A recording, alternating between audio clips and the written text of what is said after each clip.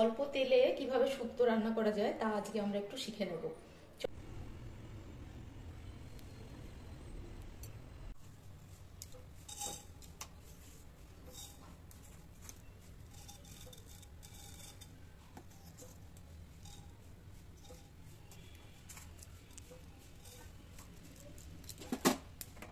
ভাজা গন্ধ ভালোভাবে বেরোলে এটা নামিয়ে ঠান্ডা হতে দেবো।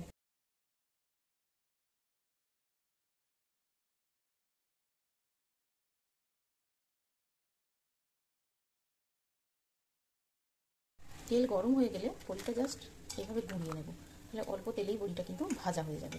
তাহলে শুক্তোতে আমরা তেলটা একটু কম ইউজ করতে পারবো। দেখুন অল্প তেলে বড়িগুলো কিন্তু ভাজা হয়ে যাবে।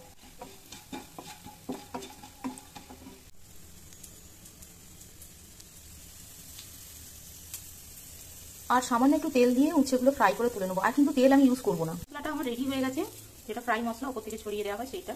এটা একটু চাপা দিয়ে রাখবো যাতে স্মেলটা না বেরিয়ে যায়। বাকি সবজিগুলো আমি কড়াই দিতে অল্প করে অল্প ভাজা করবো, ডিপটাই তো হবে না, অল্প সামান্য তেল দেওয়া আছে, নাড়াচাড়া করে কাঁচা গন্ধটা মেরে দেওয়ার চেষ্টা করবো।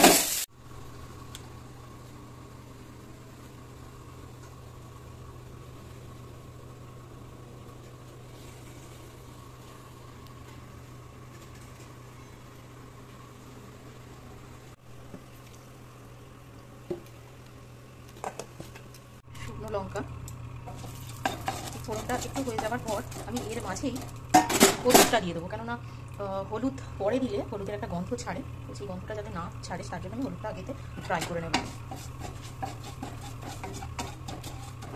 ভালোভাবে ফ্রাই হয়ে যাবে তখন কিন্তু আমি এই মশলাটা অ্যাড করে দেবো।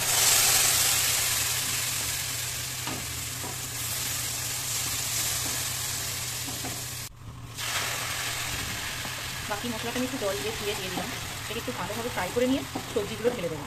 এখানে 1 কাপ দুধ রেডি করে নিয়েছি, দুধটা দেবো। মোটামুটি একটু ঘন দুধ হলেই হবে। আর যে কাঁচা গন্ধটা, খুব বেশি ফ্রাই করার দরকার নেই মশলা, কাঁচা গন্ধটা একটু চলে গেলেই কিন্তু সবজি এবং গরম একটু হালকা জল, উষ্ণ গরম জল এতে অ্যাড করে দেবো। মশলা এইরকম গায়ে গায়ে যখনই লেগে আসবে আমি তখন কিন্তু একটু গরম জল ঢেলে দেবো, এরপর সবজি অ্যাড করে দেবো এর মধ্যে।